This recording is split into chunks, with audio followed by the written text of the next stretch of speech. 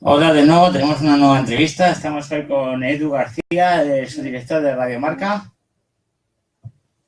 Que le deis a mucho me gustan. ¿Y cuándo me saludáis? ¿Ah?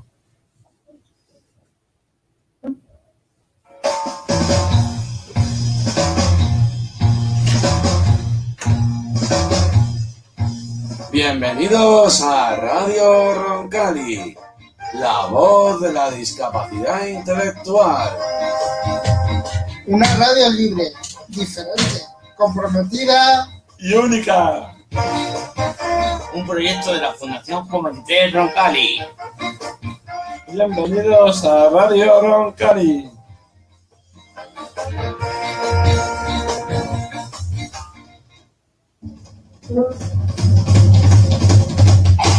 Con todos ustedes, la entrevista. Hoy tenemos el honor de entrevistar a Edu García, su director responsable editorial de Radio Marca. Muy buenos días, Edu, y gracias por estar aquí hoy con nosotros. Buenos días, Víctor, un placer, un gusto. Eduardo estudió periodismo y su vida profesional ha estado vinculada desde sus inicios a la radio. Edu, ¿siempre tuviste claro a qué te querías dedicar? Hola, David. Pues la verdad es que sí, siempre he sido un enamorado de la radio. Desde que era pequeñito me gustaba contar cosas y aunque he tenido oportunidad de escribir, que se me da bastante mal porque doy mucha vuelta a los textos que elaboro, y aunque también he trabajado en el mundo de la televisión, el mundo de la radio para mí es magia. Y la magia no se agota. Y como no se agota, me sigue encantando como el primer día. Desde pequeñito quería trabajar en el mundo de la radio y ahora que soy menos pequeñito, me sigue haciendo mucha ilusión trabajar en esto. Comenzaste tu trayectoria en Onda Madrid, después Onda Cero y Cadena COPE. ¿Nos puedes contar cómo fueron tus inicios y qué recuerdas cuando tú recuerdas de tu primera etapa en la radio? Claro. Mis inicios fueron de enamoramiento, porque este es un medio de comunicación muy personal, muy gremial, que se te mete, es una especie de veneno. Y recuerdo al principio que me tenían que echar de las redacciones, porque todos teníamos que cumplir un horario cuando estábamos realizando un trabajo de prácticas, pero yo no me quería ir, yo quería estar en la calle, produciendo los programas, viendo cómo se trabajaba. En Onda Madrid que estuve 2 años y fue un auténtico placer trabajar para el ente madrileño. Luego en Onda Cero que ya empecé a trabajar. Me acuerdo, por ejemplo, que cuando terminaba mis programas de deportes me quedaba a ver la brújula de un profesional que se llama Manuel Antonio Rico, que me hacía mucha gracia. Yo me sentaba en la pecera y cruzaba las piernas porque me hacía mucha gracia porque la luz que tenía en el estudio la apagaba y solamente le gustaba un flexo que le iluminara su folio. Y era una persona de un verbo muy, muy fácil, muy, muy íntimo, pero que leía de una forma muy pausada. Y a mí yo creo que era mi nana con Manuel Antonio Rico. Escuchaba un rato cómo leía las noticias y luego me iba a casa y en un estado de paz. Mis inicios fueron de formación, de aprender mucho y en eso seguimos aprendiendo porque nunca dejamos de aprender. En la actualidad presenta Marcador, un programa que informa de todo el deporte en directo y en el que participan un enjambre de profesionales. ¿Cómo se coordina este programa? Pues mira, David, se coordina con naturalidad y asumiendo los errores y los fallos, porque cuando tú abres un programa de radio al deporte en vivo, todo lo que ocurre en un estadio de fútbol, en un pabellón de baloncesto, en un tartán de atletismo, no lo puedes prever. No sabes cuándo va a llegar el gol, no sabes cuándo va a llegar el poste, cuándo se va a pitar un penalti, cuándo va a haber una expulsión. Entonces, cuando se coordinan todo ese tipo de deporte en vivo, lo que haces es coordinar un poquito el caos o que el caos no se note mucho. Y lo mejor es hacer una radio muy natural. A veces hay una descoordinación y a veces suena todo muy coral. Lo que mola es que un programa multicancha, ese es el formato que se llama así, un programa multicancha donde se van enlazando muchos deportes que parecen que están relevados, que están coordinados y no lo están, pues lo que sale, hay veces que te sale un programa tremendamente desordenado y hay veces que te sale un programa tremendamente loco, pero eso es lo que mola de la radio del fin de semana, la locura. Desde octubre del 2016 eres su director y responsable editorial en Radio Marca. Tu antecesor, Paco García Caridad, te dejó el paso después de 15 años de trayectoria en esta radio. ¿Qué aprendiste de él?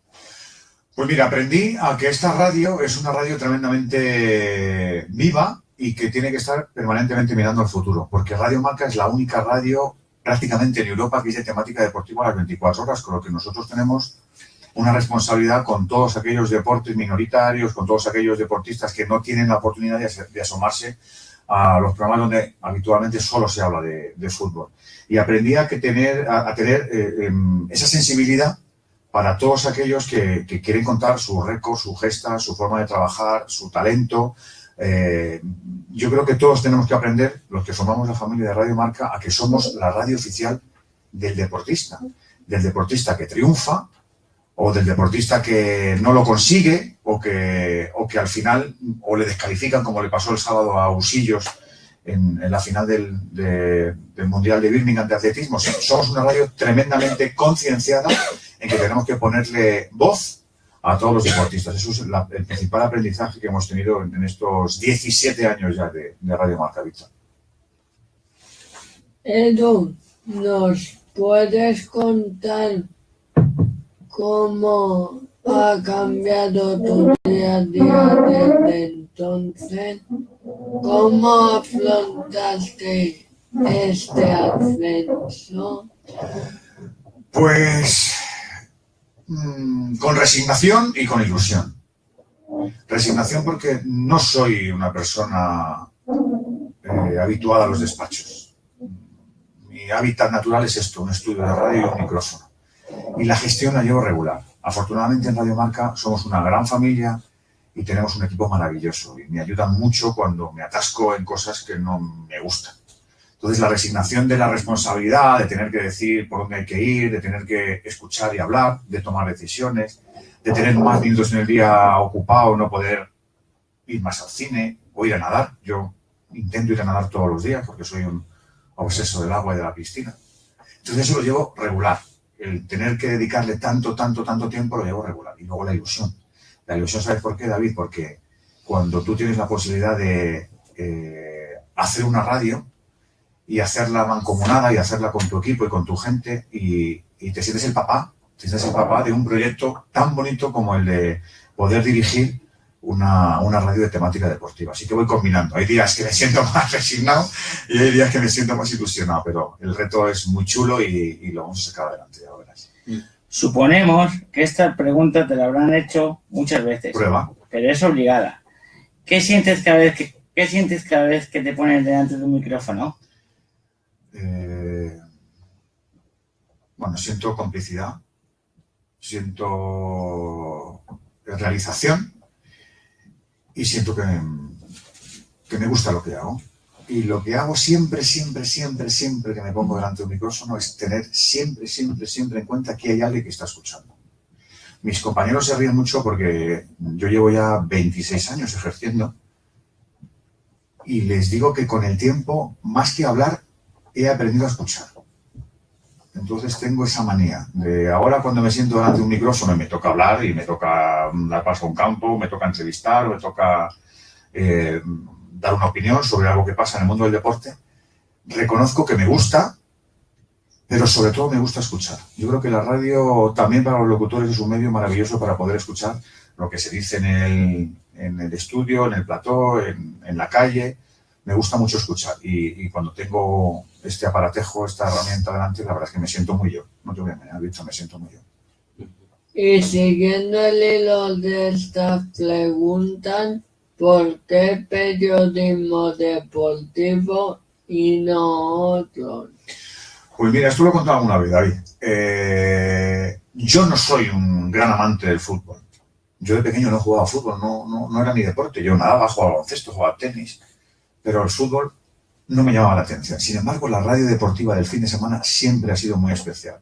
en la historia de la radio española, los programas del fin de semana eran los más divertidos, los más entretenidos, los más innovadores, los más locos, los menos convencionales. Entonces yo llegaba el fin de semana, cuando era pequeño, y escuchaba el fin de semana porque era un festival de sensaciones, de colores, de goles que caen, de risas, de menciones publicitarias, y ahí me nació el gusto por la radio y de hacer ese tipo de radio. Porque el fin de semana, el programa del fin de semana, los periodistas deportivos de radio son los que tienen capacidad para hacer los programas más creativos, más innovadores, y por eso me gustó el periodismo deportivo.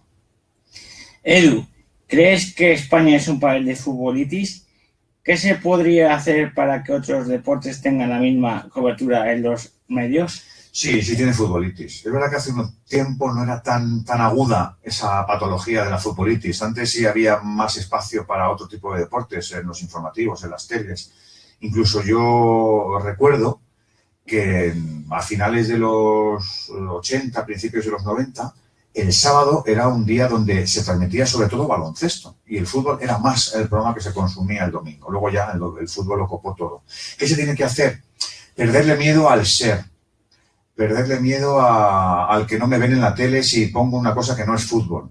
Cuando los programadores se den cuenta de que el deporte per se tiene mucho valor, quizás se equilibre un poco más la ocupación que tiene el fútbol con respecto a otros deportes en las radios, en la prensa y en la tele. Y ese miedo poco a poco tenemos que perderlo, porque hay muchos deportistas que lo demandan. Este fin de semana pues hemos tenido el placer de narrar carreras de atletismo en mitad de partidos de fútbol, porque había españoles que se estaban jugando medalla. Y ese tipo de miedo tenemos que perderlo, porque hay demasiado desequilibrio. Yo entiendo que el fútbol es maravilloso, yo entiendo que hay muchos seguidores que aman el fútbol y no quieren otra cosa, pero yo creo que hay que buscar más el equilibrio por un ejercicio de justicia con el resto de deportes y con el resto de deportistas. ¿Dónde reside la ética en el periodismo deportivo? Yo aquí no haría distinciones. Yo creo que la ética reside en el propio ejercicio. Yo entiendo que haya oyentes que a los profesionales de la comunicación nos pidan que nos mojemos en ciertas cosas. A mí no me parece mal. Yo lo que siempre le digo a los oyentes es que voy a ser sincero y coherente, y que voy a tener siempre un punto de equidistancia, de equilibrio con los asuntos como profesional que soy, ¿no? Es verdad que ahora el periodismo deportivo tiene, digamos, una especie de moda con todos aquellos que se desnudan de forma muy forofa para ir a favor o en contra de un equipo, a favor o en contra de un jugador. Y yo lo respeto, pero creo siempre que el oyente va a valorar el punto de equilibrio y de coherencia. Está muy bien que haya periodistas apasionados. Lo que no está bien es que esos periodistas, la camiseta, en vez de tenerla puesta, la tengan en los ojos, porque eso es síntoma de ceguera voluntaria que no es buena. Ni para la radio, ni para la prensa, ni para la tele, ni para la profesión. Yo creo que todos tenemos que elevar un poquito ese listón de la ética que me preguntabas, David, porque el periodismo es una profesión de referencia a nuestra sociedad, y ese punto de equilibrio, de coherencia, no debemos perderlo. Y cuando se pierde, es verdad que será un periodismo devaluado, una especie de sucedáneo que a mí no me gusta. ¿Cómo compagina un periodista deportivo su vida profesional con la personal? ¿Consigue desconectar del deporte en algún momento del día? Sí. Antes no. Antes reconozco que me costaba más trabajo. Ahora sí. Ahora, cuando me meto en la piscina, por ejemplo, me meto sin música, sin radio, sin móvil. Y desconecto. Y cuando tengo que estar con mi familia, con mis amigos, lo intento. Intento trabajar para vivir y no vivir para trabajar. Es verdad que me gusta mucho mi profesión, y como me gusta mucho mi profesión, la vivo muchas horas al día. Pero intento resetearme para luego, cuando tienes que ejercer, llegar con la mente más fresca, porque si estás todo el día enganchado con el mismo tema o dándole muchas vueltas, no es bueno, ni es sano, ni es productivo. Y yo tengo que ser productivo, tanto en el despacho como en el estudio de radio, claro. Y ahora llega nuestra sección favorita, donde conoceremos a nuestro entrevistado más a fondo, en solo un minuto. Esto es... Nuestro invitado en un minuto. ¡Qué miedo! En esta sección, Eduardo, tienes que contestar con respuestas cortas y con lo primero que se te venga a la mente. Venga, vale. ¿Preparado? Preparado, venga, estoy aquí. Un deporte que te apasione. La natación. La noticia más complicada que te ha tocado locutar a lo largo de tu trayectoria. Yo creo que fue el fallecimiento del doctor Borràs después de contar el España-Italia de los penaltis, porque me quedé mudo, no pude hablar. ¿Cuál ha sido la mejor pregunta que has hecho en tu vida? Fue una sobre los tacos a David Beckham en España. Y me dio una retaíla de tacos que se los sabía todos. No hablaba castellano David Beckham, pero cuando yo le pregunté por los tacos, los dio todos. Dio como 12 tacos seguidos. No sé cómo nos dejaron emitir eso en una antena. ¿Alguna vez has pensado pasarte al mundo de la televisión como otros compañeros de la profesión? Sí, y he estado trabajando con Pepe Navarro y he tenido programa de televisión en Marca TV, pero me gusta más la radio. La radio es más íntima. En la tele hay que ser tremendamente guapo, y yo soy guapo solo así a secas. Lo más bonito que te aporta este trabajo. La oportunidad de reinventarme, de hacer programas distintos todos los días y sobre todo de arrancar felicidad en la gente que está al otro lado del aparato. Un profesional de la comunicación que sea referente para ti. Muchísimos. Por quedarme con uno, mi amigo y mi productor, Valentín Martín. Tu mejor momento del día. Tengo muchos. Desde la hora de desayunar hasta cuando me tomo un vasito de yogur líquido helado antes de irme a la cama. ¿Qué te hace perder los nervios o la paciencia? Muy pocas cosas. Los nervios no los pierdo nunca. Y la paciencia la compro todos los días por kilos. Tengo una gran reserva de paciencia. Es muy difícil que yo pierda los nervios. Eso estaba yo pensando ahora, digo. Yo creo que tú no pierdes los nervios nunca. No sé. Me los debo tener muy bien atados. Tu mayor miedo. A perder la perspectiva, la clarividencia. A no darme cuenta de lo que quiere la gente escuchar. A no favorecer la risa, a no favorecer la felicidad, a que la gente a mi lado sea indiferente. ¿Cómo te ves dentro de 10 años? Igual. No voy a envejecer nunca. Dice Serrat que el arte de la vida es envejecer sin hacerse mayor. Así me veo. ¿Ya se ha acabado un minuto? ¡Buah, qué fácil! Nuestro invitado en un minuto.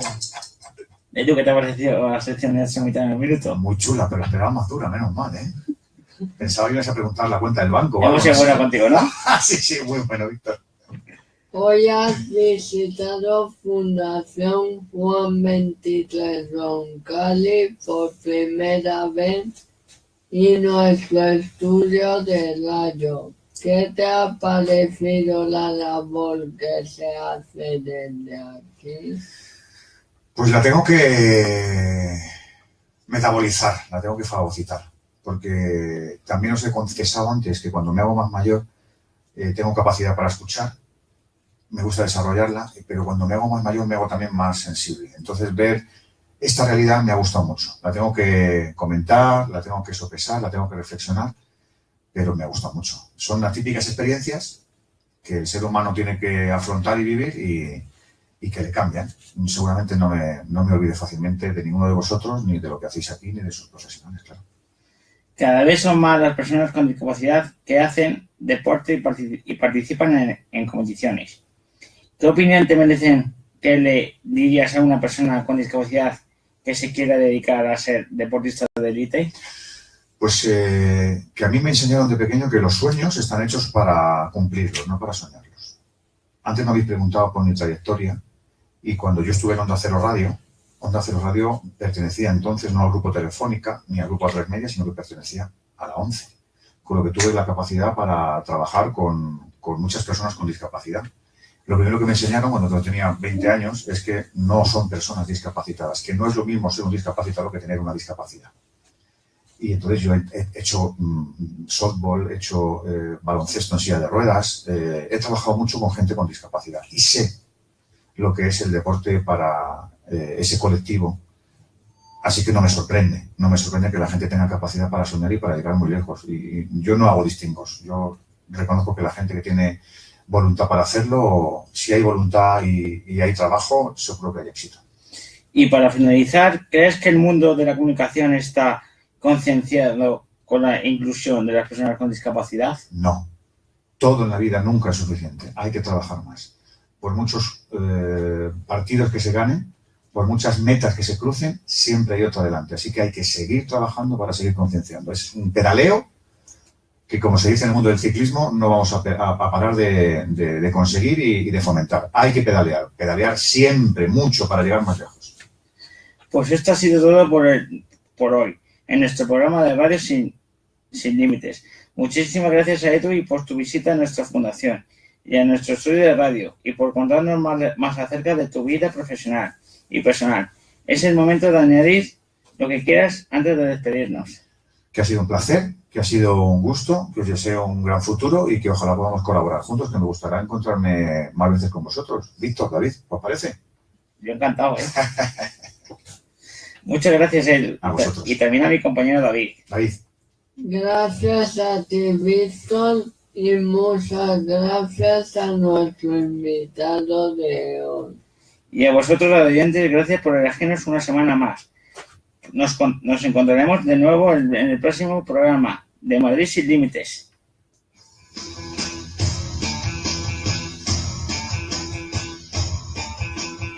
Madrid Sin Límites, un programa de Radio Roncali para M21. Ese soy yo. Esa es tu